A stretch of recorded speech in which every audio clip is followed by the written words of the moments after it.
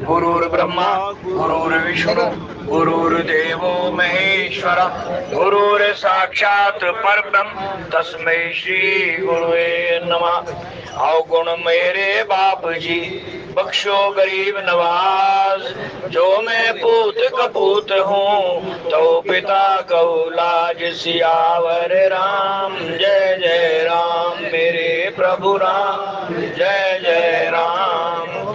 लेकर तेरा आसरा चला करण यह काज, आज सभा में राखियो सतगुरु मेरी लाज। सियावर राम जय जय राम, मेरे प्रभु राम जय जय राम।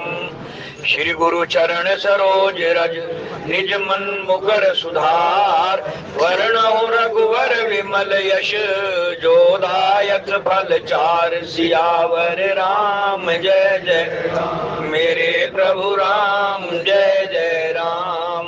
बुद्धिहीन तनु जानिके सिमरऊं पवन कुमार, बल बुद्धि विद्या देहु मोहे हरहु कलेश विकार। सियावर राम जय जय राम, मेरे प्रभु राम जय जय राम। नहीं विद्या नहीं बाहुबल नहीं कर चन को दाम, मोह से पतित अपंग की तुम पत राखो राम। सियावर राम जय जय राम, मेरे प्रभु राम जय जय राम। तुरग न चावहि कुंवर वर अग्नि मृदंग निशान, नागर नट चित वही चकित डगहीन ताल बंधान। सियावर राम जय जय राम, मेरे प्रभु राम जय जय राम। सत्संग सभा में पधारे हुए प्रभु प्रेम सजनों, श्री रामचरितमानस के प्रथम सोपान बालकांड के अंतर्गत बड़ा ही पावन प्रसंग हमारे बीच में चल रहा है। श्री रामचरितमानस विश्व के ग्रंथों में से एक ऐसा सर्वोपरि ग्रंथ है जो अध्यात्म के मार्ग पर चलाने के साथ साथ संसार में जीना कैसे है ये कला भी सिखाता है। हम जीव हैं जो शरीर मनुष्यों के शरीर में दिखाई दे रहे हैं, लेकिन इसी प्रकार हमारे ही दूसरे सहयोगी अंश जो अन्य शरीरों में दिखाई दे रहे हैं, ये सारे के सारे शरीर रचयिता ने सृष्टिकर्ता ने 84 लाख प्रकार के बनाए हैं। इनमें से 83,99,999 इतने शरीरधारी जीव अपने अपने कर्मों का भुगतान कर रहे हैं। वो कर्म जो इन्होंने कभी मनुष्य योनि में किए थे, अन्य योनि में कर्म कर ही नहीं सकते, चाहे वो देव योनि क्यों ना हो। स्वर्ग लोक में भी चले जाएं, वैकुंठ में भी चले जाएं, ब्रह्म लोक तक भी चले जाएं, आगे के कर्म नहीं कर सकते, सिर्फ और सिर्फ किए हुए कर्मों का भुगतान कर सकते। हजारों जन्मों के पुण्य इकट्ठे हों या ज्ञान की प्रकाष्ठा हो जाए तो ज्यादा से ज्यादा कर्मकांड की भी प्रकाष्ठा हो जाए तो स्वर्ग तक, वैकुंठ तक, पितृलोक तक, देवलोक तक या बृहस्पति लोक तक। और अगर भक्ति के मार्ग पर चलते हुए और आगे बढ़ जाएं तो फिर वैकुंठ और ब्रह्मलोक शिवलोक तक की भी प्राप्तियां हो सकती हैं। लेकिन इन लोकों में जाकर के भी जीव माया के बंधन से मुक्त नहीं होता, क्योंकि माया फिर से संसार में खींच लाती है, मृत्यु लोक में वापस ले आती है। तो इससे छुटकारा पाने का एक ही तरीका है, इस माया के बंधन से छूटने का एक ही तरीका है कि मन से प्रभु की शरणागति ले ली जाए। संत शास्त्र वेद पुराण विद्वान लोग हमें बार बार यही समझाते हैं कि ये शरणागति कहने से नहीं होगी, ये शब्दों का मजमून नहीं है, ये लफ्जों का मजमून नहीं है कि हमने मुंह से शब्द बोल दिया और हो गई। ये करने का मार्ग है, कथनी का मार्ग नहीं है। इसके लिए तो हमें करना होगा, और करना क्या होगा? जो सतगुरु ने बताया है, जो मार्ग गुरु ने हमें बताया उस मार्ग पर चलना होगा, यही हमारी करनी है। अन्य कोई मार्ग हमें धुरधाम ले जाने वाला है ही नहीं, क्योंकि सतगुरु और कोई है ही नहीं, साक्षात पारब्रह्म परमेश्वर है। ईश्वर ही मनुष्य का रूप धारण करके धरती पर आता है, मृत्यु लोक में आता है, और वो मनुष्यों का ही मार्गदर्शन करता है। क्योंकि मनुष्य को परमात्मा ने अपने जैसा बनाया है, और मनुष्य के अंदर एक तत्व यानी आकाश तत्व, सभी जीव जितने भी हैं ये 5 तत्व के पुतले हैं। सिद्धि, जल, पावक, गगन, समीरा, 5 तत्व थे बना शरीर। सब जीव 5 तत्वों से बने हुए हैं। फर्क इतना है कि किसी में एक तत्व की प्रधानता है, यानी जल तत्व अधिक है तो बाकी तत्व हैं लेकिन गौण मात्रा में, थोड़ी कम मात्रा में। किसी में पृथ्वी तत्व है, बाकी तत्व भी है लेकिन गौण है, पृथ्वी तत्व या मिट्टी का तत्व अधिक है। इसी तरह 5 तत्वों में से किसी में एक तत्व, किसी में 2, किसी में 3, किसी में 4 है सब में। लेकिन मनुष्य एक ऐसा प्राणी है, ऐसा शरीरधारी जीव है जिसके अंदर 5 तत्व मौजूद है। इसलिए इसको अन्य मतों वालों ने भी टॉप ऑफ द क्रिएशन कहा कि ये प्रभु की सबसे उच्चतम रचना है। इससे ऊंची रचना और कोई हो ही नहीं सकती, क्योंकि इसमें 5 तत्व मौजूद हैं। 5वां तत्व है आकाश। बाकी जो तत्व हैं 4 तत्व, वो तो सब जीवों में है, खाना पीना, सोना, लड़ना झगड़ना, संतान उत्पन्न करना, और फिर संसार छोड़ करके, शरीर छोड़ करके चले जाना। ये तो सब जीव कर रहे हैं, हमने भी किए हैं। हम कई बार स्वर्गों में गए, कई बार नरकों में भी जा चुके हैं, कई बार ब्रह्मलोक तक की भी यात्रा कर चुके हैं। जब राम की बारात थी उस वक्त भी बारात में हम थे, लेकिन हमें याद नहीं। क्यों? माया का पर्दा पड़ा हुआ। माया ने पल पल में हमें भुलेके में, भुलावे में डाल रखा है, जाल में फंसा रखा है कि हम जो करते हैं थोड़ी देर बाद वो माया हमें भुलवा देती है। ऐसा बंधन है माया का। तो पार ब्रह्म परमेश्वर जिस पर कृपा करते हैं वो उस जीव को लेने के लिए खुद आते हैं और अपना मार्ग स्वयं प्रशस्त करते हैं, अपना भेद खुद बताते हैं मनुष्य रूप में आकर के। उस मनुष्य रूप में आए हुए परमात्मा को ही हम सद्गुरु कहते हैं। वही आकर के हमारा मार्गदर्शन करता है। देखो 2 स्थान विश्व के अंदर ऐसे बताए गए, वैसे तो अनेकों स्थान हैं जहां जाकर के, जहां धाम पर जाकर के या स्थानों पर जाकर के हमारा मन थोड़ा शांति को भी प्राप्त हो सकता है, अगर हम मन से उस स्थान पर जाकर के वहां के महात्म्य को जाने, सुने, बैठे और भजन करें। अगर खाली सैर करने के लिए गए हैं तो वो तो वही हुआ जैसे यहाँ कर रहे हैं, जैसे वहां कर रहे हैं, कोई फर्क नहीं पड़ता। लेकिन प्रमुख 2 धाम ऐसे हैं जहां एक धाम पर जीव अपनी मर्जी से जाता है, दूसरे धाम पर ईश्वर के बुलाने पर जाता है। हर आदमी का प्रवेश वहां नहीं है। एक धाम है चित्रकूट, जहां प्रभु ने निवास किया।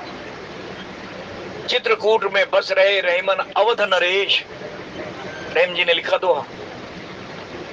चित्रकूट के अंदर भगवान राम ने लगभग 11 साढ़े 11 साल तक लीलाएं की हैं, और वहां का वातावरण, वहां का जो वाइब्रेशंस है वो इतनी जबरदस्त है कि चित्रकूट में बस रहे रहीमन अवध नरेश, जेहि के विपदा परत है सो आवई इस देश।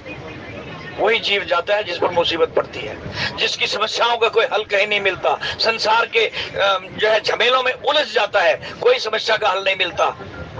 वहां जाकर के सभी समस्याओं का हल मिलता है, क्योंकि वो ऐसी तप सतली है, सिद्ध सतली है, जहां महाराज जनक जैसे ज्ञानी ने बैठ करके उस समस्या को हल कर दिया जिसको राम और वशिष्ठ भी नहीं कर पाए। भरत जी की समस्या। हमारे जीवन की जितनी उलझने हैं, समस्याएं हैं, अगर मन से जाकर के हम वहां जाकर के परिक्रमा करें, कुछ दिन भजन करें और वहां जाकर के अपनी व्यथा प्रभु के सामने रखें। देखो संसार के आगे जितनी मर्जी व्यथाएं रख दो, सगा भाई भी आपकी व्यथा सुन करके चला जाएगा लेकिन आपकी मदद नहीं कर सकेगा।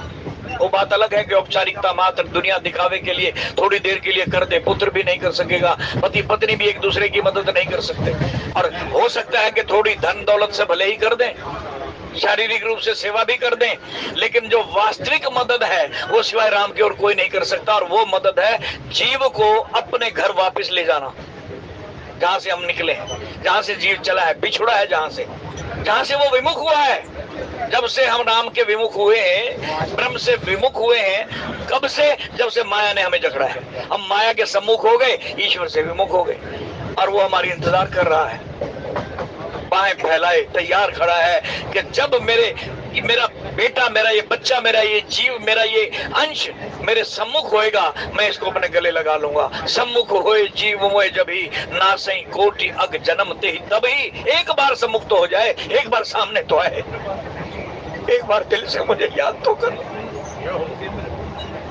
मैं पहला ही खड़ा है, लेकिन हम सम्मुख ही नहीं हो रहे, क्योंकि बीच में हमारे और उसके बीच में एक जबरदस्त पर्दा आ गया है। अगर कोई जीव सम्मुख भी होना चाहता है, भजन सिमरन करना भी चाहता है, पीछे मुड़ करके देखता भी है मालिक की तरफ, अपने पिता की तरफ, तो बीच में एक पर्दा है, मैं का, मेरी का।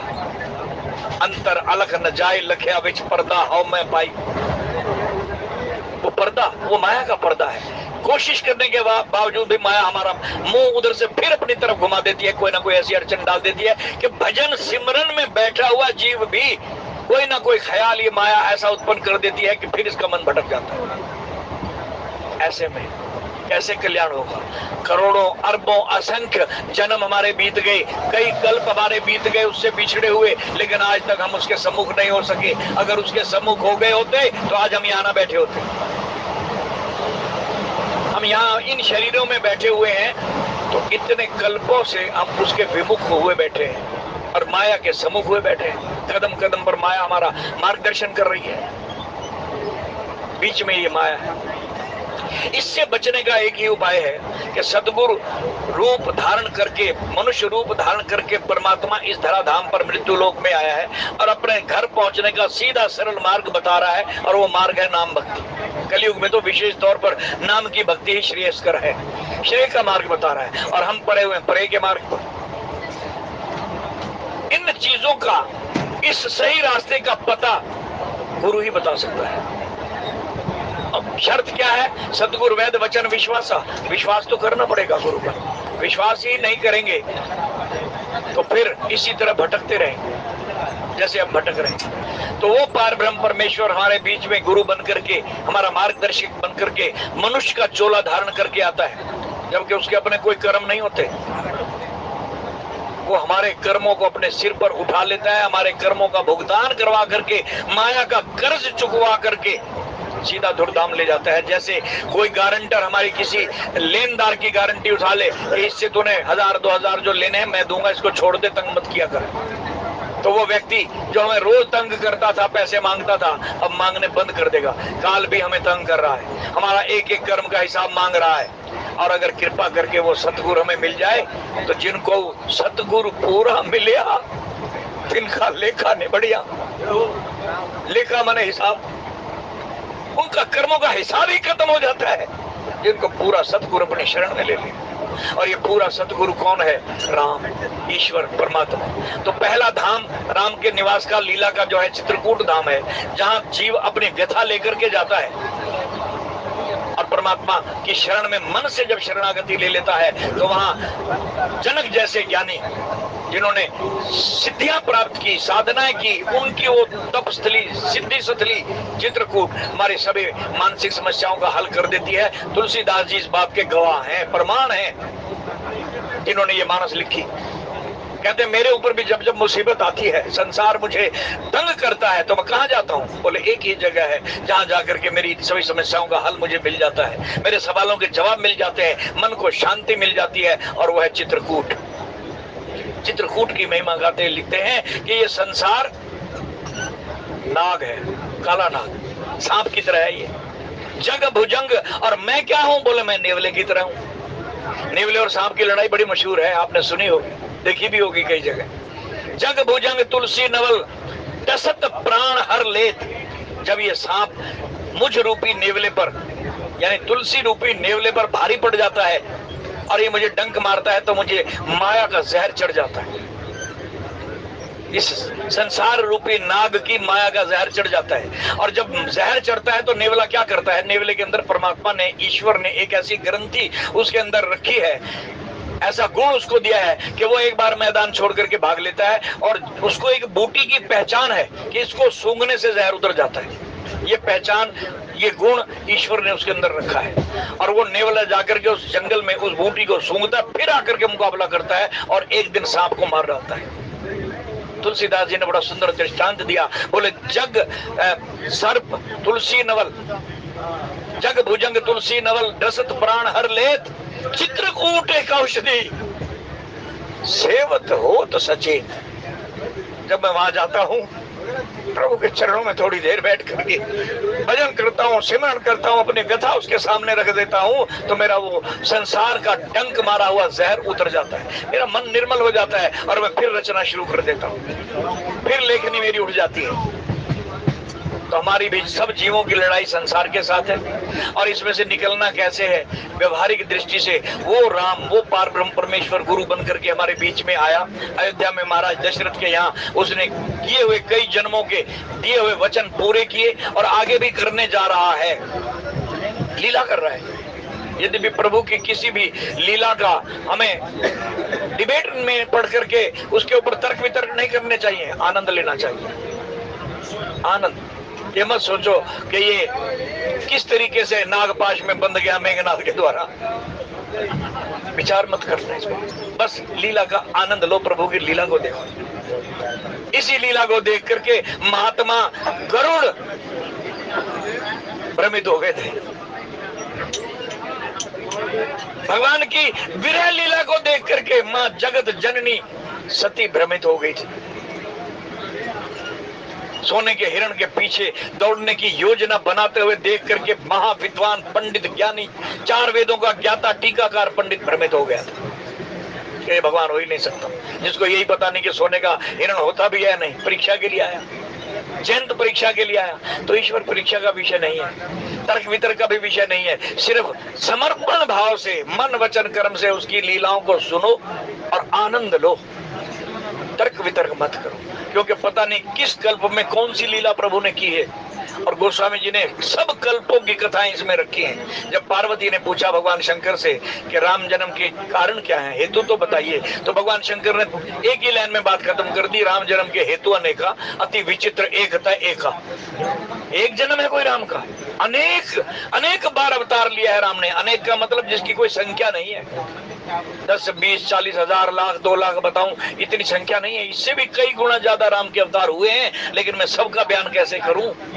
मैं तुझे कुछ कल्पों की घटनाएं बताऊंगा, कुछ कल्पों के अवतारों की लीलाएं सुनाऊंगा।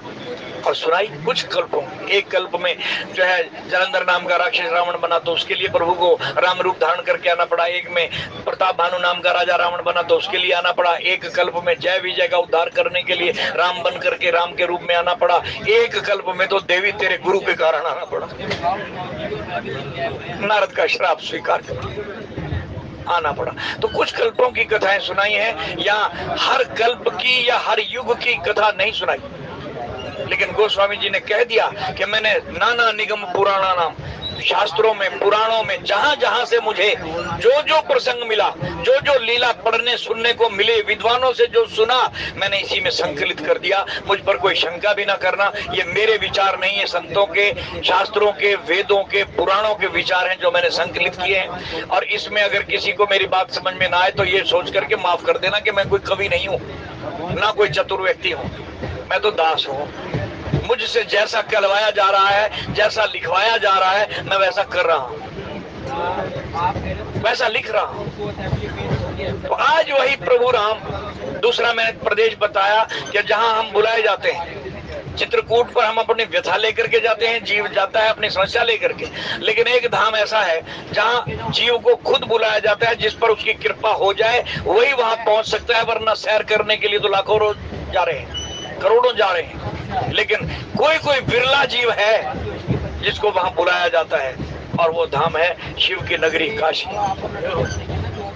काशी में हर व्यक्ति जाते तो है सैर करने के लिए, घूमने के लिए, लेकिन जिस जीव को वो बुलाए वही जाकर के वहां अपना देह त्याग करता है, शरीर छोड़ता है।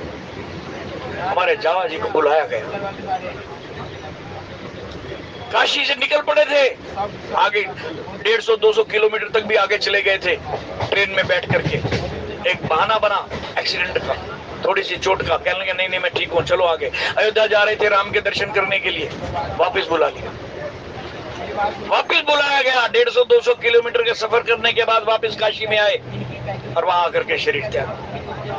तो गए तो करोड़ों लोग, जाते भी रहते हैं रोज, लेकिन जिसको वो बुलाए, जिस पर शिव की कृपा हो जाए, जिसे शिव अपने धाम में खुद भेजना चाहे, ऐसा धाम जहां जाकर के जीव वापस मृत्यु लोक में नहीं आता, वो काशी की पवित्र नगरी का, काशी का कोतवाल शिव, वहां जिस जीव को बुलाए वही जाकर के वहां शरीर त्याग सकता है। बाकी तो घूमने फिरने के लिए तो लाखों जाते हैं, चित्रकूट में भी घूमने बहुत जाते हैं, लेकिन जो सचमुच शरणागति लेकर के, व्यथा लेकर के जाता है, उसकी समस्या का हल भी जरूर मिलता है।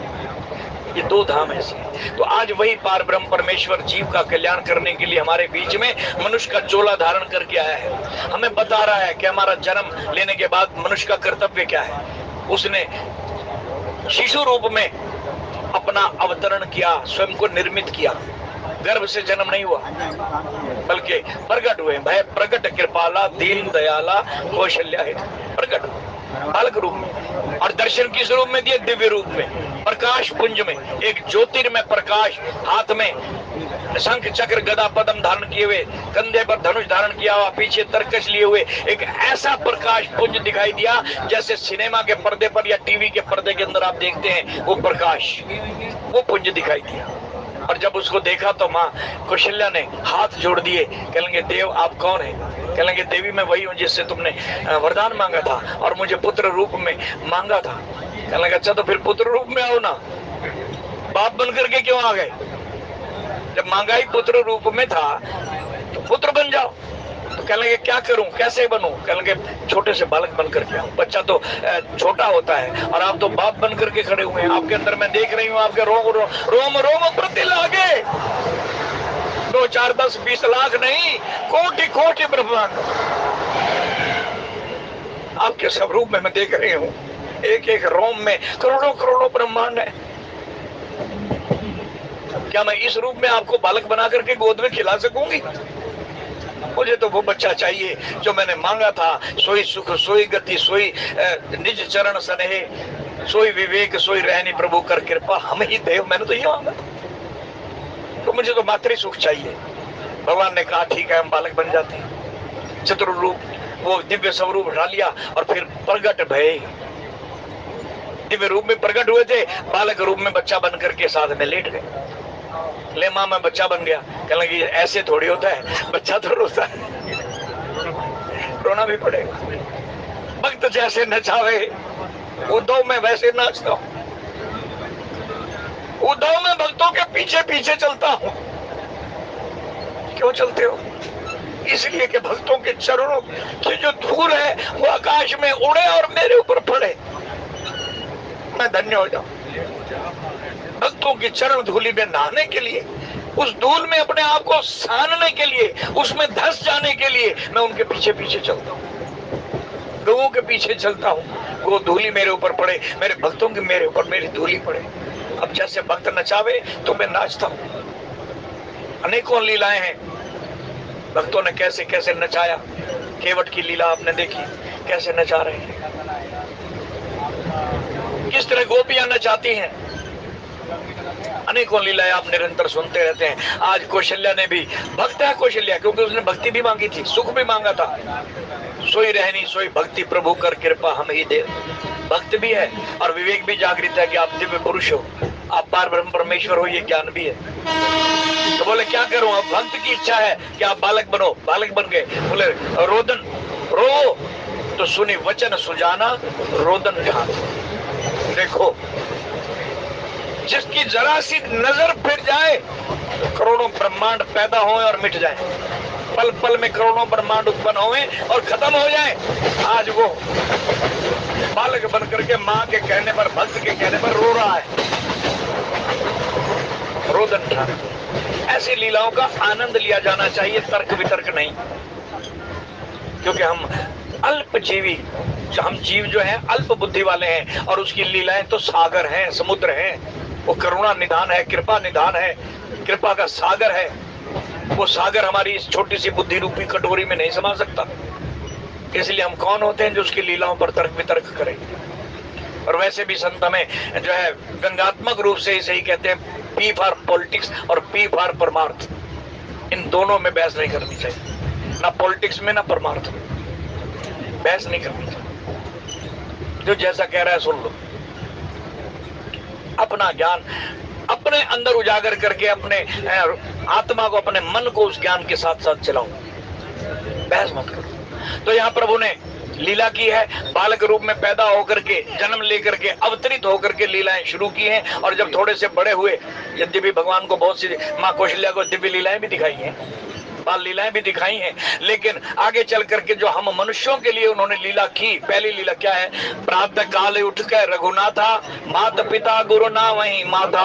एक पंक्ति को अपने हृदय में लिख लो, परमानेंट लिख लो कि जो बच्चा सुबह उठ करके माँ बाप का आशीर्वाद लेकर के स्कूल जाता है, ये आदत डालो उसको, माँ डलवाए, क्योंकि पहली गुरु तो माँ है, जो गर्भ काल से ही ज्ञान देना शुरू कर देती है, खुराक भी देना शुरू कर देती है, पालन भी करती है, पोषण भी करती है। उसके अपने सारी इंद्रियां तो बंद होती है, आंख नाक मुंह कान सब बंद होते हैं, उल्टा लटका हुआ होता है, चारों तरफ एक द्रव्य, चिकना सा नमकीन सा द्रव्य होता है पदार्थ, उसके बीच में उल्टा लटका हुआ है।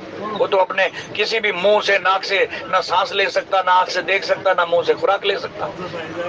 वो तो एक नाभि के जरिए एक कनेक्शन, नाल जोड़ दी गई माँ के साथ, उसके जरिए उसको अंदर खुराक मिलती है, जिससे वो डिंब, वो शरीर अंदर ही अंदर बनता रहता है, परिपक्व होता रहता है, और ज्ञान भी वहीं से मिलता है।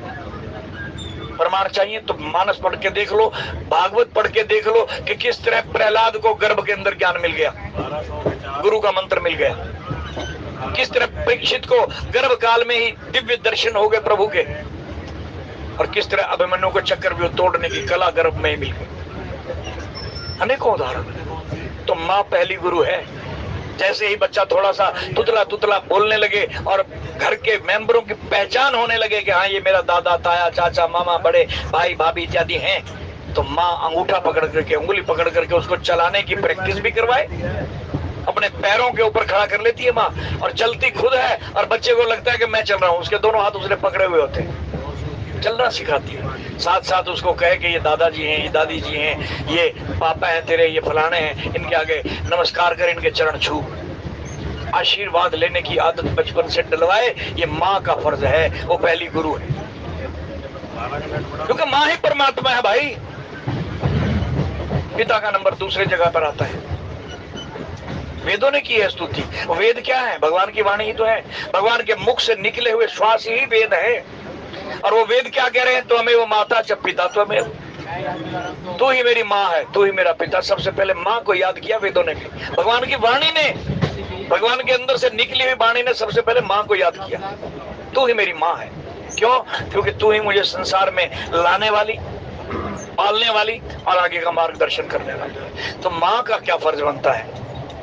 आजकल के इस माहौल के अंदर सबसे बड़ी शिक्षाएं हमें रामायण दे रही है कि बच्चों, आज के इस कलयुगी और मायावी माहौल से बच्चे के हाथ में मोबाइल मत पकड़ाओ, वरना बचपन से ही नजर कमजोर होनी शुरू हो जाएगी। क्या करो? मोबाइल हटाओ और उसके हाथों को पिता, दादा, बड़ों के, बुजुर्गों के चरणों तक ले जाने की आदत डलवाओ। 2, 4, 10 दिन ऐसा करवाओगे, एक दिन उसकी आदत पक जाएगी, फिर आपको हाथ पकड़ कर ले जाने की जरूरत नहीं, वो स्वयं जाएगा। पहली रोटी तवे की उतरी है, उसको चौक तरफा मोड़ो, मोड़ करके उसके अंदर कुछ चीनी इत्यादि जो रखनी है रखो, फिर पितरों का ध्यान करके भगवान का नाम लेकर के गौ माता के मुख में देने के लिए बच्चे के हाथ से दिलवाओ, ताकि उसको प्रैक्टिस हो जाए, उसको अभ्यास पड़ जाए कि मुझे करना क्या है। आगे चल करके प्रभु ने और भी बहुत सी लीलाएं की हैं। उनमें एक लीला, एक संस्कार, हमारे जो 44 संस्कार थे उसमें बाकी 16 ही रह गए हैं, बाकी तो खत्म हो गए। तो उनमें एक संस्कार विद्या ध्यान का भी है। किस तरह विद्या ध्यान की प्रभु ने वो लीला करके भी दिखाई कि हमें विद्यालयों में जाकर के, गुरुकुलों में जाकर के विद्या कौन सी लेनी है, किस तरह से सीखना है। उन्होंने वहां जाकर के शस्त्र विद्या भी सीखी, खेलना भी सीखा। सरयू के किनारे खेलते भी हैं भगवान, कंदुक क्रीड़ा करते हैं, गेंद का खेल खेलते हैं। सारी लीलाएं जो बचपन में होनी चाहिए वो करके दिखाई। हमने शुरू से ये प्रसंग पढ़े, मैं दोहरा इसलिए रहा हूं कि जिन भाइयों ने नहीं सुने उनकी पकड़ में आ जाए। तो अब जो लीला आगे करने जा रहे हैं वो है विवाह की लीला। अगला संस्कार है जो जरूरी है, गृहस्थ आश्रम में प्रवेश करना। आज प्रभु प्रवेश कर रहे हैं गृहस्थ आश्रम में, और दूल्हे के रूप में पहले ही ससुराल में जा बैठे। पूरा प्रसंग हमने विस्तार से सुना। आज उन्हीं की बारात अयोध्या से चली है तैयार होकर के। लेकिन यहां भी वही, अगर अच्छे गुण ना होते, अच्छे संस्कार ना होते, तो आज जिस तरह हमारी बारातें निकलती हैं, पहले बारात अंदर जो है ब्राह्मण लोग वो सेरा सजा रहे होते हैं, सेरा बांध रहे होते हैं, बहनें थाली लेकर के पुष्प वर्षा और चावलों की वर्षा कर रही होती हैं, मंगल गान गाए जा रहे होते हैं, और हमारे नौजवान बच्चे क्या कर रहे होते हैं? बाहर शराबें पी रहे होते हैं। क्या इसी का नाम बारात में चलना है? इसी तरह की बारातें सजानी है हमने? यही हमारे संस्कार है। क्षमा करना, बातें कुछ भले ही कड़वी लगे, लेकिन आज इन बातों की अति आवश्यकता है, अति आवश्यकता है। बच्चों को संस्कार दो। जिस घर के अंदर बालक संस्कारवान नहीं है, तो उन ऐसे बालकों के, बुजुर्गों की हालत आप अपनी आंखों से रोज देख रहे हो, बताने की जरूरत नहीं है। टीवियों के माध्यम से या इधर उधर गली मोहल्ले से रोज सुनने को मिलती हैं घटनाएं कि फलाने के माँ बाप के साथ ऐसा हुआ, फलाने के बेटे ने ऐसा किया, फलाने की बहू ने ऐसा किया। ये सब रोज सुन रहे हैं, और एक नहीं अनेकों संख्याओं में रोज सुनने को मिल रहे हैं। कारण संस्कार नहीं है। संस्कार कहां से मिलेंगे? माँ से शुरू होकर के सत्संग से जुड़ने तक मिलेंगे। खुद भी जुड़ो, बच्चों को भी जोड़ो, क्योंकि सत्संग से जुड़ करके ही हमारे विवेक की जागृति होगी। मैंने बताया ना, 5 तत्व हैं, पांचों में आकाश तत्व, बुद्धि तत्व सबसे ज्यादा मनुष्य के अंदर है। ये विकसित है ये तत्व, इसलिए इसको टॉप ऑफ द क्रिएशन कहा गया। सबसे उच्चतम रचना है परमात्मा की मनुष्य, क्योंकि इसके अंदर विवेक है। और विवेक को जागृत करने की, बुद्धि को विकसित करने की, विकासशीलता के साथ साथ, विकासशील तो है ही, आगे और विकसित भी हो सकती है। विवेक की जागृति कहां से होगी? सत्संग से। बिन सत्संग विवेक न होई, राम कृपा बिन सुलभ न सोई। जिस पर राम की कृपा होगी वही सत्संग से जुड़ेगा। हर व्यक्ति जुड़ नहीं सकता। हम यहाँ जितने भी लोग आते हैं सत्संग सुनने के लिए, हम आते नहीं हैं, लाए जाते हैं। ईश्वर की कृपा रूपी वो अदृश्य डोरी हमें यहाँ खींच करके लाई है कि चल सत्संग से जुड़। अब अगली क्लास अटेंड कर, और ये क्लास जो है सत्संग की मेरी पहली क्लास है। लेकिन वो कृपा कब होगी? जब बचपन से माँ संस्कार दे देगी। माँ रूपी गुरु हमारी बाह पकड़ लेगा, पिता रूपी गुरु हमारी बाह पकड़ लेगा, तब हमारे अंदर ये ज्ञान की जो ज्योत है, जो टिमटिमा रही है अंदर, जो बुद्धि विकसित नहीं हो रही, वो विकसित होगी, विकासशील होगी, और तब हमें लगन लगेगी कि हाँ सत्संग में भी जाना है। और फिर हम यहाँ देखते हैं कि किस तरह से लोगों को आदत पड़ गई है, बाढ़ सी पड़ गई है, एक व्यसन पड़ गया है कि अगर गाड़ी जरा सी टाइम पर आकर के खड़ी हो गई तो भाग भाग करके डिब्बा ढूंढते हैं, कहाँ है सत्संग का डिब्बा। ये बाढ़ पड़ गई। ये संस्कार है माँ बाप के दिए हुए। आप रोज देख रहे हैं, हमने तो अपनी आंखों से बदलाव आते देखा इन्हीं गाड़ियों के अंदर। पिछले 25-30 साल से हम देख रहे हैं कि जो बच्चे यहाँ गुटके खाते थे, ताशे खेलते थे, आज यही सेवा कर रहे हैं, सेवादार बने हुए हैं। यंग ब्लड सेवा कर रहा है। कहीं यात्राओं पर जाना हो तो बुजुर्गों की सेवा करते हैं। क्यों? ये बाढ़ पड़ गई, ये आदत पड़ गई, संस्कार जाग उठे और सत्संग से जुड़ गए।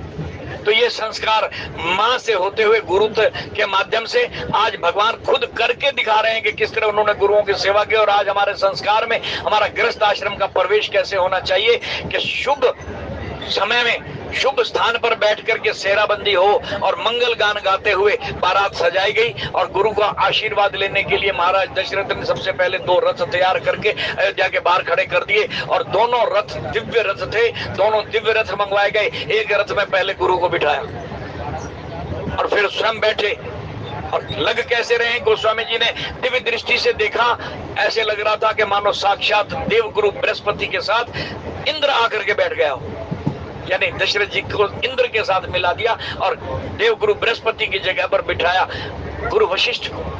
इस तरह के 2 दिव्य रथ तैयार हुए। उसके पश्चात हाथियों के आगे टोलियां भेजी गई जो चलते हैं दिव्य अस्त्रों से, वस्त्रों से सजे हुए हैं वो हाथी। और जब चलते हैं, घंटियां बजती ही आगे बढ़ती हैं, तो मानो राम की दिशा में ये यात्रा चल पड़ी। और ये आध्यात्मिक यात्रा का भी रहस्य यही है कि जब जब गुरु हमें मार्ग बताता है, आगे गुरु की सानिध्य में जब हम चलते हैं, तो हमारे अंदर भी ऐसी ही घंटियां बजनी शुरू हो जाती हैं। दिव्य घंटियां अंदर बजेंगी जब गुरु के मार्ग पर चलोगे, गुरु के बताए विधि के अनुसार सिमरन करोगे, यानी राम की तरफ चलोगे, भक्ति की तरफ चलोगे। राम ज्ञान है, सीता भक्ति है, और साथ में वैराग्य भी वही मौजूद है। 3 गुण हैं ये, तीनों के तीनों मिथिला में, जनकपुरी में, ज्ञान की नगरी में बैठे हुए हैं, हमारे अंदर बैठे हुए हैं। जब उनकी ओर हमारी यात्रा प्रारंभ होगी तो हमें भी अपने अंदर ऐसे ही दिव्य ध्वनियां, दिव्य 5 धुने, 5 शब्द अंदर सुनाई देंगे। पंच शब्द धुनकार धुनि है संगे सारंग पाणी, कबीर साहब कह रहे, कबीर साहब तेरी आरती कीनी बिन वैर निर्वाणी। ये अंदर की आरती है भाई, अंदर का भेद है। अब ये बाहर वही लीला की जा रही है, आगे आगे गुरुओं के रथ, पीछे हाथी घंटे बजाते हुए चल रहे हैं, उनके पीछे नौजवान बच्चों की टोलियां हैं जिनको एक एक महारत हासिल है, तलवारबाजी में, तीरंदाजी में, घोड़े नचाने में, इस तरह का उनको ज्ञान है किस तरह बारात को सजाना है। आज उनकी नकल हम करते हैं, बारातों में हम वो घोड़े मंगवा लेते हैं कागज के बने हुए, बीच में एक आदमी खड़ा होता है, चलता तो आदमी है और बच्चे खुश होते हैं कि देखो घोड़ा चल रहा है, होता कागज का घोड़ा है, वो आदमी नचा रहा होता है और लगता है ऐसे है कि जैसे घोड़ा नाच रहा है। तो ये उसी समय की त्रेता युगीन, द्वापर युगीन, सतयुगीन जो बारातें चलती थी उनकी नकल है ये, जो हमारे मनोरंजन के लिए इस तरह के आज भी हम वो इस तरह के वाहन तैयार करते हैं। तो वहां पर भी घोड़े, सचमुच के घोड़े तैयार किए गए। हर घोड़े के ऊपर नौजवान युवक बैठे हुए हैं जो भरत जी की उम्र के हैं और सब अपने अपने फन में माहिर हैं। कोई भाला चलाने में, कोई तीरंदाजी में, कोई तलवारबाजी में, कोई नृत्य करने में। देखो नाचना, गाना या इस तरह के करतब दिखाना ऐसे मौके पर कोई बुरी बात नहीं होती, लेकिन सभ्यता के अंदर होने चाहिए, संस्कारों में होने चाहिए। शराब पी करके नहीं नाचना, बल्कि ध्यान राम के चरणों में है भरत का। कौन सी वो घड़ी आएगी, कितनी जल्दी वो समय आएगा जब राम से मिलूंगा। ये पिछले दोहे में पढ़ा आपने, शायद भूल ना गए हो तो। तरस रहे हैं सारे अयोध्या निवासी कि कब वो समय आएगा जब राम से मिले, बहुत दिन हो गए बिछड़े हुए। इस तरह की भावना लेकर के भरत जी ने घोड़े तैयार किए। हर घोड़े पर नौजवान युवक बैठे हैं और फिर क्या कर रहे हैं, लोगों का मनोरंजन कर रहे हैं। बोले तुरग नचा वही कुंवर सब, राजकुमार नौजवान लड़के तुरग घोड़ों को नचा रहे हैं। कैसे नचा रहे हैं, लगाम खींचते हैं, कभी घोड़ों को आगे ले जाते हैं, कभी पीछे ले जाते हैं। 2 लाइनें बना दी गई, एक इधर जा रही है, एक इधर वापस उल्टा मुंह करके उनकी तरफ से पीछे, पीठ पीछे जा रही है। यानी एक लाइन पूर्व की तरफ तो दूसरी पश्चिम की तरफ मुंह करके जा रही है घोड़ों की। उनके ऊपर ये नौजवान बैठे हैं और जब एक दूसरे को क्रॉस करते हैं तो क्रॉस करते हुए जिसके सामने तलवारबाज इधर वाली लाइन वाला आ जाता है तो तलवार चलाते हैं, करतब दिखाते हैं। तलवारबाजी किसको कहते हैं? धनुष बाण वाले धनुष चलाते हैं, भाला वाले भाला की करतब दिखाते हैं। इस तरह करतब दिखाते हुए ये नाचते गाते आगे चल रहे हैं। आपने शोभा यात्राएं तो बहुत देखी होंगी। जब कोई गुरु पर्व आता है उस वक्त शोभा यात्रा देखते बनती है। उनके शोभा यात्राओं में जो छोटे छोटे बच्चे होते हैं, सिख जगत से ताल्लुक रखने वाले सरदारों के जो बच्चे होते हैं, उनको शुरू से बचपन से ये ट्रेनिंग दी जाती है कि वो नेजे घुमाना, करतब करना, तलवारबाजी करना, चक्कर घुमाना, पता नहीं कैसे कैसे करतब वो ऐसे दिखाते हैं कि लाखों की भीड़ रास्ते में खड़े होकर के उनको देखती है। हम शराब पी करके नाचे, यही है मनुष्य जीवन का लक्ष्य, यही है हमारी इंसानियत, मनुष्यता। वो बच्चे कभी शराब पी करके नेज़े नहीं बजाते, तलवारें नहीं बजाते, बल्कि वह गुरु का जाप पीछे चल रहा है, पीछे पीछे यात्रा चल रही है, शोभा यात्रा आ रही है। गुरु ग्रंथ साहिब जी का जो है ऊपर तख्त पर विराजित किया गया है उनको, और पुष्प वर्षा करते हुए माताएं बहनें कीर्तन करती चल रही हैं, साइड में कीर्तन चल रहे हैं और वो बच्चे करतब दिखा रहे हैं। ऐसी बारात होनी चाहिए। हमने अपने बारातों का कोई विकीर्ण कर दिया है और आगे जाकर के तो हम देखेंगे इसी में आएंगे प्रसंग सारे एक एक करके समझाने वाले कि आगे क्या करना चाहिए, जब घुड़चड़ी हो तो कैसी हो, और फिर जब वेदिका पर पहुंच करके फेरे हो तो कैसे होने चाहिए। और हमारा तो इतना विकृति हमने पैदा कर दी है और फिर कहते हैं कि हमारे घर नहीं बस रहे। कहां से बसेंगे घर? अपवित्रता तो पहले ही घुसेड़ दी गई, फिर पवित्र कहां से रह गई? ना पवित्र संतानें होंगी, ना पवित्रता घर में आएगी, ना पवित्र घर बसेंगे, ना वो फिर बहुएं जो है सासुओं की कदर करेंगी। ये क्रम है। आज भगवान राम मनुष्य रूप में आकर के हमारा मार्गदर्शन कर रहे हैं और ये नौजवान लड़के बाराती बन करके करतब दिखाते हुए आगे चल रहे हैं। बोले बनाई न बरनत बनी बाराता, होई सगुन सुंदर शुभ दाता। नाना प्रकार के जब ये घोड़ों को नाचते हुए देखते हैं तो वहां ऐसे ऐसे कलाकार भी थे जो नृत्य दिखाते थे, नट बोलते हैं जिनको। वो नट भी हैरान है कि हमारे से ज्यादा तो ये बच्चे नाच रहे हैं, हमारे से सुंदर नाच रहे हैं। इतने सुंदर खेल करते हुए आगे चले हैं। और आगे जब चले तो बनी न बारात बरनत बनी बाराता होई शगुन सुंदर शुभ दाता। ऐसी सुंदर बारात का वर्णन किया नहीं जा सकता। इतनी सुंदर बारात सज धज करके चली है। और आगे क्या हो रहा है, बोले सारे शुभ शगुन रास्ते में आकर के खड़े हो गए। मंगल ही मंगल हो रहे हैं। क्यों? क्योंकि गुरु को मना करके चले हैं, बड़ों का पूजन करके चले हैं, घर में बड़ों का पितरों का आह्वान किया गया है, उनको घर में स्थान दिया गया है। यही हमारे संस्कार है। 3 दिन पहले वो हमारी बुजुर्ग दादियां या बुजुर्ग महिलाएं घर में पंडित जी को बुला करके विधि विधान से पितरों का आह्वान करती हैं, उनको घर में स्थान दिया जाता है और उनकी पूजा विधि विधान से होती है। वो घड़ी घड़ोली और वो पता नहीं कितना सामान वो पंडित लोग लिखवाते हैं, तो विधि विधान से वो कंगना भी बांधा जाता है, जो इस बात का परिचायक है कि हमें घर से बाहर इतने दिन तक नहीं निकलना। ये सारे विधि विधान संस्कार हमें करने चाहिए। और जब ऐसा करके बारात निकालेंगे तो आगे मंगल ही मंगल होगा, अशुभ कुछ भी नहीं होगा। आज बारात सज करके चली है तो सारे शुभ मंगलकारी शगुन सामने दिखाई देने लगे। क्या क्या दिखाई देने लगे?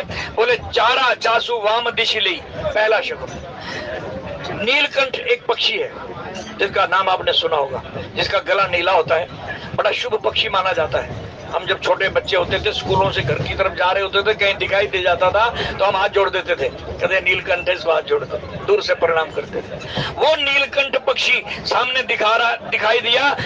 वो कैसे दिखाई दिया? बोले बाईं ओर से दाईं ओर जाते हुए, यानी बाईं साइड से चला या उड़ा तो दाईं तरफ चला गया। ये शुभ संकेत है, ये मंगलकारी संकेत है। पहला शकुन कि नीलकंठ पक्षी बाईं ओर से दाईं ओर आ रहा है।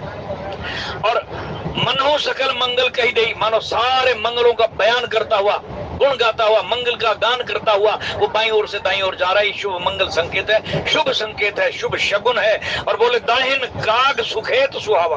और फिर दाहिनी ओर कौवा खेतों में शोभा पा रहा है। चलते हुए अगर दाईं तरफ सज्जे हाथ की तरफ कौवा खेतों में चुगता चुगता हुआ या खेलता हुआ, उड़ता हुआ, उड़ान भरता हुआ दाईं तरफ दिखाई दे तो ये भी शुभ है, शुभ शकुन है। यद्यपि कौवे को अशुभ माना जाता है, लेकिन इस तरह का अगर कोई संकेत हो जाए तो ये शुभ शकुन है। और फिर नकुल दरस सब कहूं पावा, फिर नेवला दिखाई दे जाए। नेवले का दर्शन भी शुभ होता है, लेकिन नेवला बाएं से दाईं ओर आना चाहिए, वो दिखाई दे जाए तो ये भी शगुन शुभ होता है। तो ये सब के सब शुभ शगुन इन बारातियों को दिखाई दे रहे हैं। नीलकंठ के दर्शन, नेवले के दर्शन और काग के दाईं तरफ खेत में चुगते हुए के दर्शन हो रहे हैं। और फिर साना कुल में त्रिविध बयारी सगट सवाल आव बर नारी। ऐसी मीठी धीमी सुगंधित वायु चलने लगी। पवन देव मानो साक्षात आकर के चमर झुला रहे हैं। ऐसा वातावरण बन गया।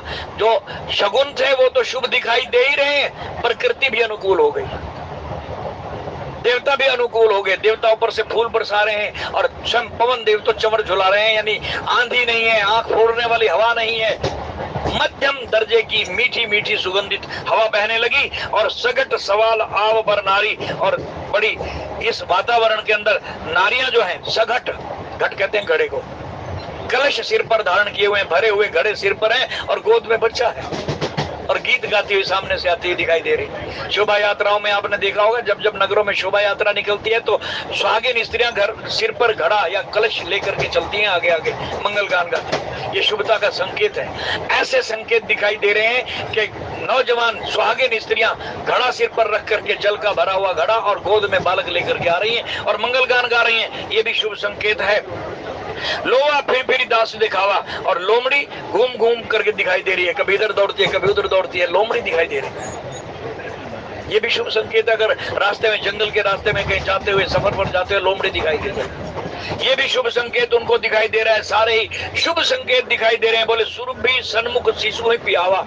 और शुभ संकेत, आप घर से निकले हो, गली के अंदर गाय माता बच्चे को दूध पिलाती हुई, बछड़े को दूध पिलाती हुई दिखाई दे जाए और बछड़ा प्यार से पूंछ हिला रहा हो और माँ का दूध चूंग रहा हो, तो समझो सारे काम सफल हैं आपके, सारे मंगल शगुन हो रहे हैं। क्यों? क्योंकि पिता को, गुरु को आशीर्वाद लेकर के आप घर से निकले हो। माँ बाप का आशीर्वाद जब लेकर के निकलोगे तो सारे अशुभ अमंगल जो है हट जाएंगे आगे से। कोई बाधा रास्ते में नहीं आएगी, बुरे ग्रह टल जाएंगे, रास्ता छोड़ देंगे, कोई मुसीबत आपके रास्ते में नहीं आएगी। ये माता पिता के आशीर्वाद में इतना दम है, इतनी ताकत है, गुरु के आशीर्वाद में इतनी ताकत है। और अभी अभी हमने देखा कि सबसे पहले गुरु के रथ को आगे करके महाराज दशरथ उसके साथ चले, आशीर्वाद लेकर के चले, पितरों का आशीर्वाद लेकर के चले हैं। इसलिए सारे के सारे मंगल शगुन दिखाई दे रहे हैं, शुभ शगुन दिखाई दे रहे हैं। और मृगमाला फिर दाहिन मंगल गुण जन दीन दिखाई, और फिर मानो सभी मंगलों का समूह, जितने भी शुभ शगुन होते हैं सब के सब एक झुंड बना करके इकट्ठे होकर के आ गए, सब शगुन। हम भी राम की बारात में शामिल होंगे, हमारा भी जो अमंगल है दूर हो जाएगा। आगे दशरथ जी ने एक बार जब ब्याह के बाद गुरु वशिष्ठ को कहा कि गुरुदेव कोई वो ऐसा शुभ घड़ी मुहूर्त निकालो जब राम का राज्याभिषेक किया जाए। कहना कि दशरथ जी वो घड़ी ही शुभ हो जाएगी जब राम जी गद्दी पर बैठेंगे। इनके लिए शुभ समय की जरूरत नहीं, समय को जरूरत है शुभता की। वो अशुभ समय भी शुभ हो जाएगा जब राम गद्दी पर बैठेंगे। तो भैया वो अशुभ समय भी आपका, बुरी घड़ी भी आपकी टल जाएगी जब आपके सिर पर बड़ों का हाथ होगा, बड़ों का आशीर्वाद होगा, सास ससुर का, माता पिता का और गुरुओं का आशीर्वाद होगा। ये लेकर के निकलें और बच्चे को बचपन से आदत डलवाओ। स्कूल जा रहा है तो उसको पहले कहो कि बड़ों का आशीर्वाद ले, गुरुजनों के आगे माथा टेके। अंदर मंदिर बना रखा है घर में तो मत्था टिकाओ। जो भी आपके घर में इस तरह के पूजा पाठ के विधान है वो करवाइए, बच्चे से बचपन से आदत डालिए। और फिर क्या होगा, बोले क्षेम करी के क्षेम विषय की श्यामा वाम सुतरु पर देखी। एक खेमकरी नाम का पक्षी होता है जिसका सिर सफेद होता है, सिर से सफेद होती है और पीछे चितकबरी सी होती है, उसको खेमकरी बोलते हैं। खेम का माने आप समझते हैं, ये गणेश जी के पुत्र का नाम है खेम और दूसरे का नाम है लाभ।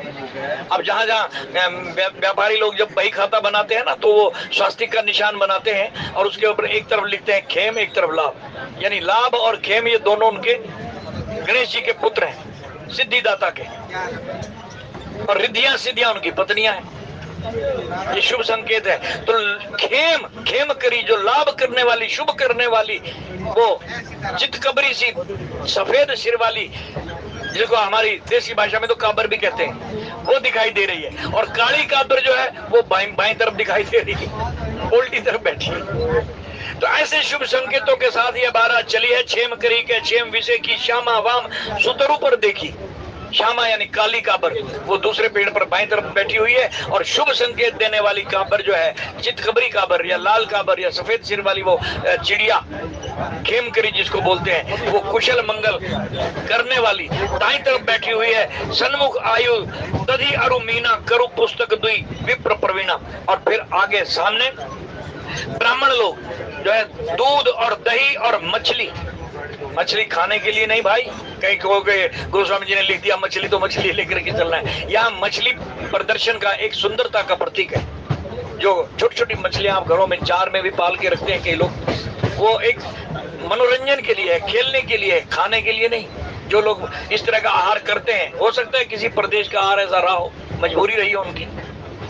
जैसे दक्षिणी समुद्री तटों पर रहने वाले लोग मछली पालन करते हैं, वो आहार के लिए करते हैं। जंगली जो हमारे भाई हैं, जंगल में जो निवास करते हैं, जिनके पास राम जी का कई दिनों तक रहना भी हुआ, वो भी उनके पास जब कोई और साधन नहीं होता तो वो पेट पूजा के लिए शिकार भी करते हैं। तो इसमें किसी प्रकार की जो अतिशयोक्ति नहीं, वहम नहीं करना चाहिए।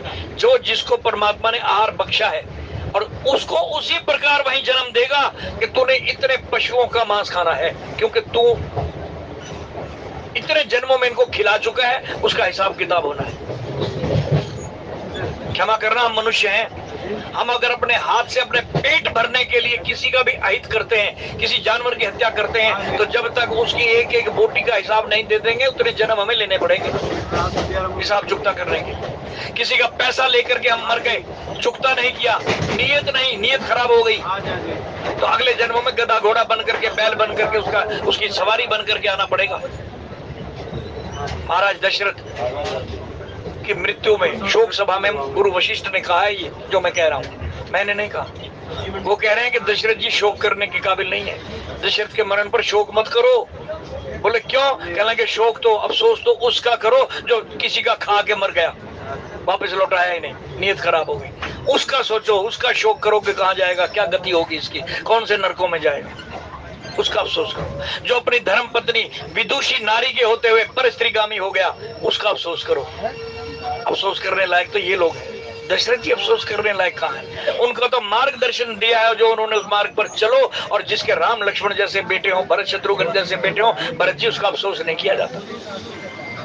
तो यहाँ जो मछली लेकर के सामने जो शुभ संकेत आए हैं, ये शुभता का प्रतीक चिन्ह है। पक्षी, मछली इत्यादि। आगे चल करके हम देखेंगे कि यही प्रसंग फिर आएगा, जब भरत जी की परीक्षा लेने के लिए मछलियां लाई गई केवट के द्वारा, निषाद राज के द्वारा।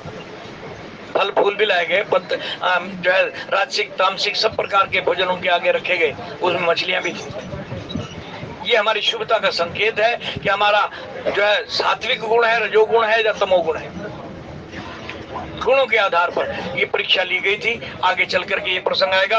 और अब सन्मुख आयु दधी अरु मीना, दूध दही और मछलियां ये सामने दिखाई दे रही हैं। ये शुभता के प्रतीक चिन्ह है। और कर पुस्तक दो विप्र प्रवीणा, और फिर दो ब्राह्मण हाथ में वेद या धार्मिक पुस्तकें लेकर के काख में सामने से आते हुए दिखाई दे जाए तो ये भी शुभ संकेत है, शुभता का संकेत है। अगर ब्राह्मण, वेद पाठी ब्राह्मण वेद लेकर के, शास्त्र लेकर के सामने से आता हुआ दिखाई दे जाए तो ये सारे शुभता के, मंगल के संकेत हैं। और बोले मंगल में कल्याण में अभिमत फल दातार, जनु सच सब साचे होन हित भय शगुन एक बार।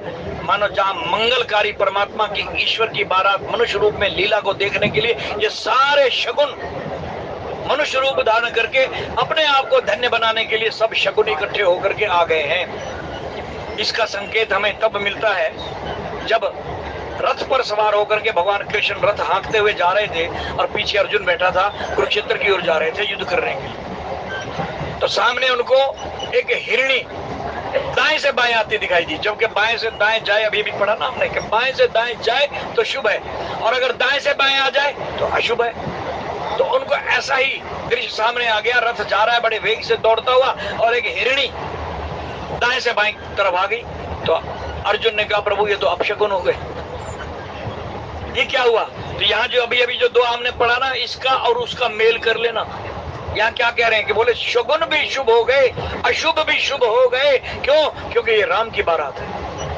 अगर हमारा मन राममय हो गया और कृष्ण का हाथ हमारे ऊपर है तो अर्जुन चिंता मत करो, हरनी भली के हर भले। तेरा रथ कौन आग रहा है भाई? हरि तेरा रथ आंक रहे हैं, उनकी तरफ ध्यान दे, हिरणी को मत देख। हिरणी भली के हर भले, सुंदर भले के श्याम। अर्जुन चिंता मत करो, भली करेंगे राम। तो आइए हम सब राम की इस बारात में शामिल होकर के आगे के लीलाओं को देखने के लिए आगे बढ़े। और वाणी को यही विश्राम, त्रुटि के लिए क्षमा। बोलिए राजा राम।